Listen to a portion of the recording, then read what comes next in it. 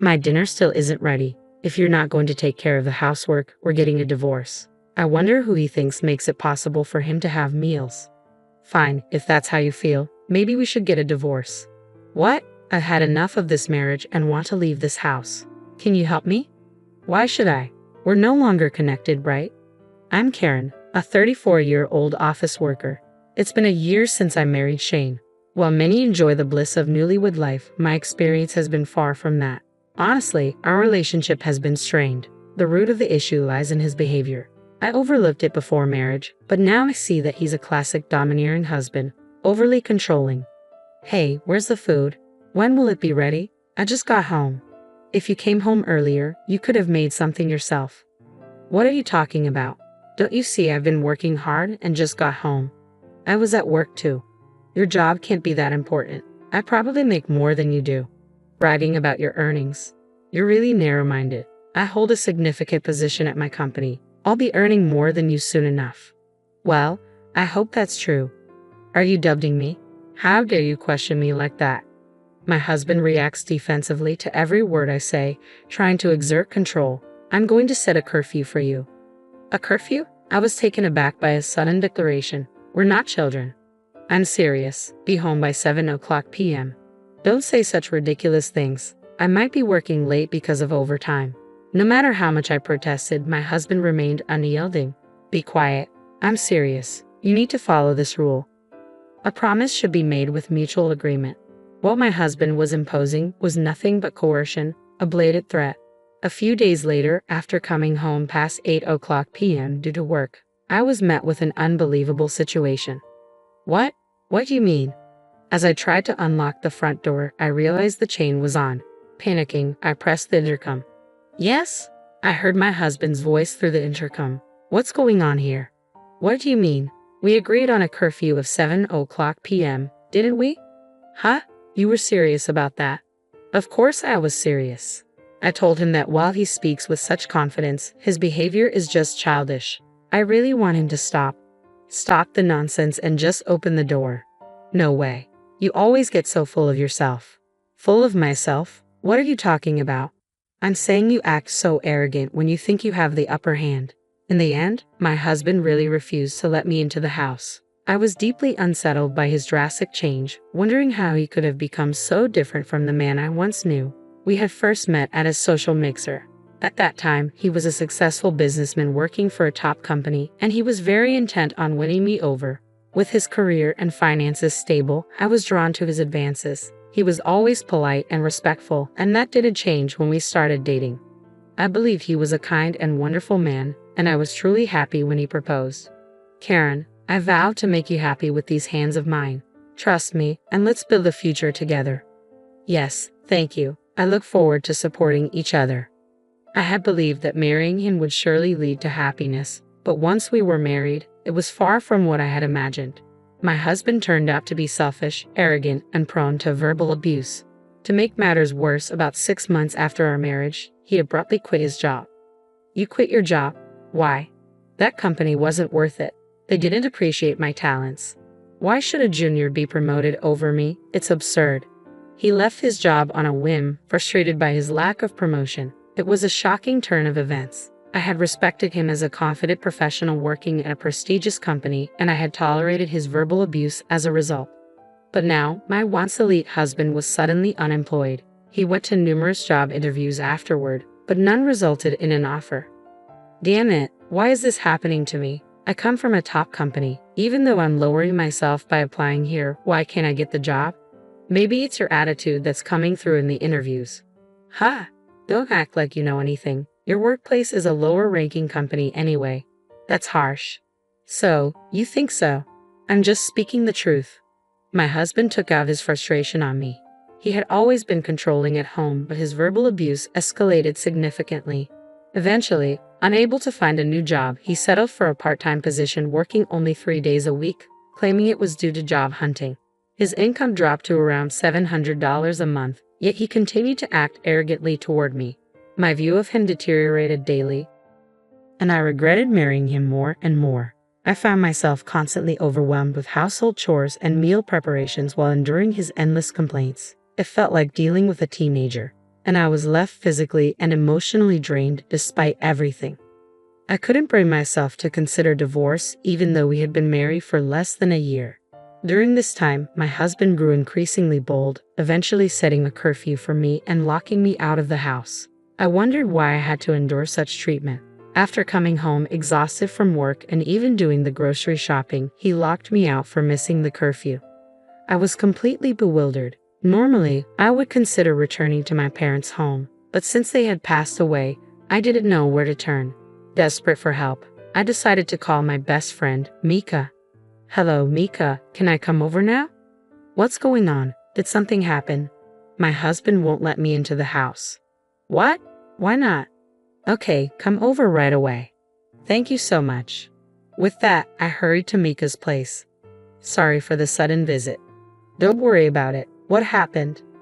I explained how my husband had locked me out of the house because I missed the curfew he had set. "He actually did that?" "Yes, I can't believe it. It feels like he's being really abusive.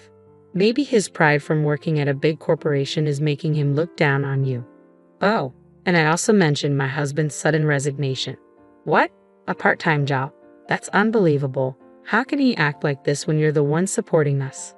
"Yes, I'm thinking it might be best to leave him sooner rather than later. But we've only been married for less than a year.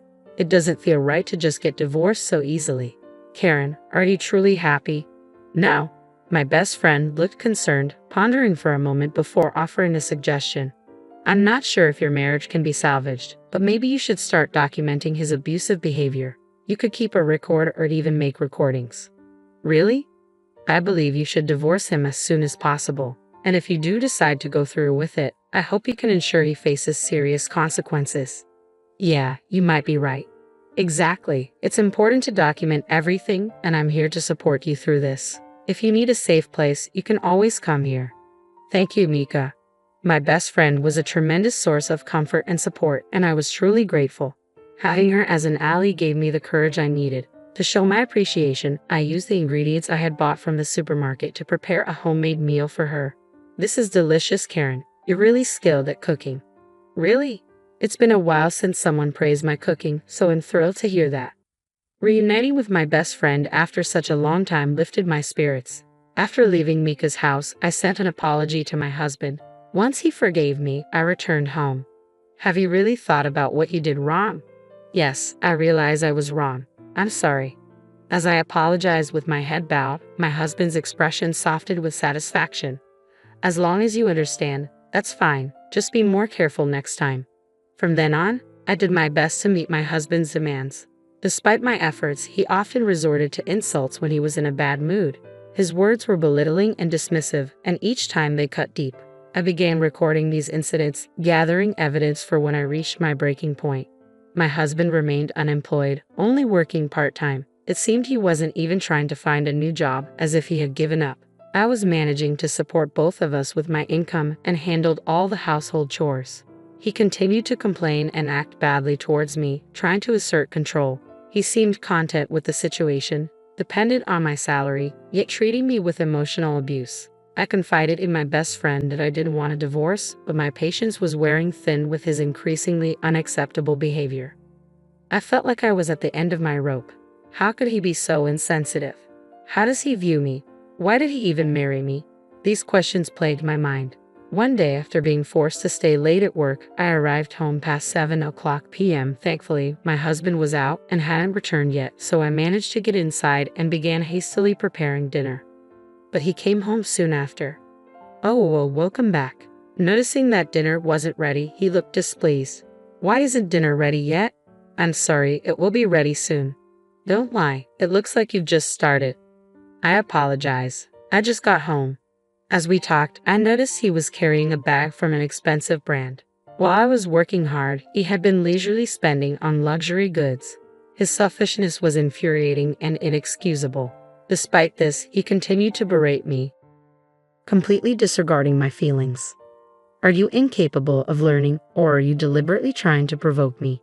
You incompetent fool. If you neglect the household, we'll get a divorce. Do you understand?" In that moment, my patience snapped.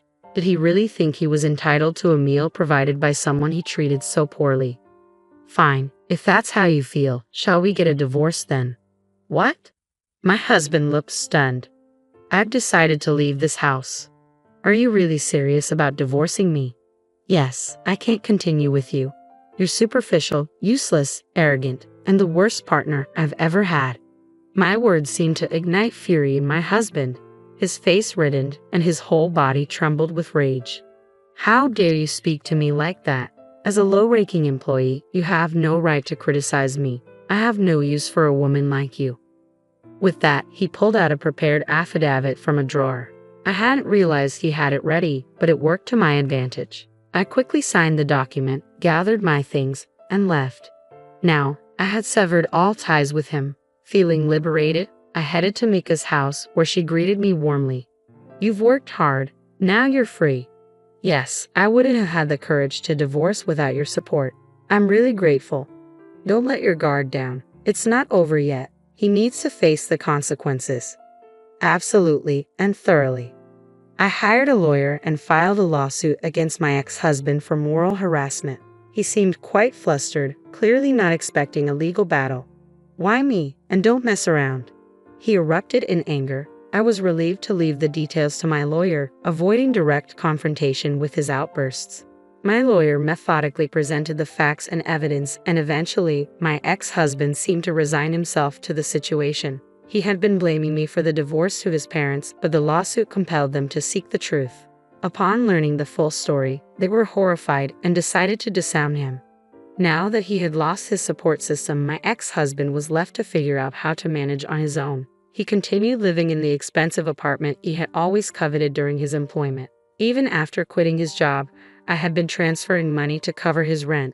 But now that we were divorced, he had to handle his living expenses, rent, and compensate me for his abusive behavior.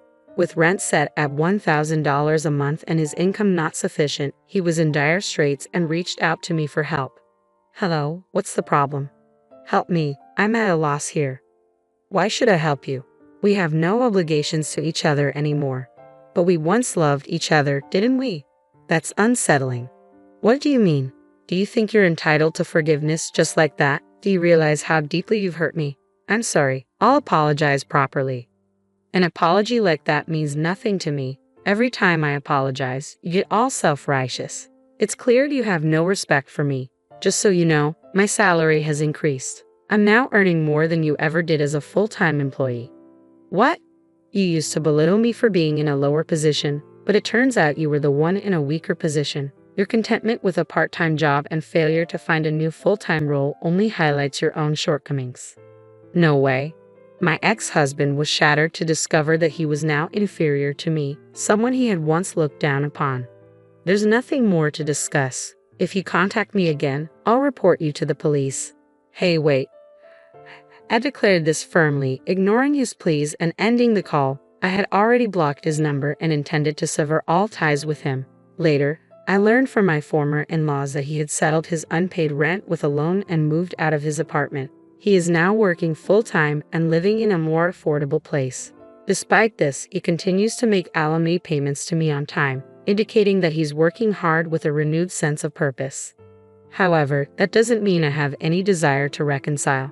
I am now living in a spacious new flat with my best friend Mika. We fill our days with fun, conversations, evening drinks, and a peaceful, fulfilling life. I am deeply grateful to Mika for her support and plan to give her a special gift as a token of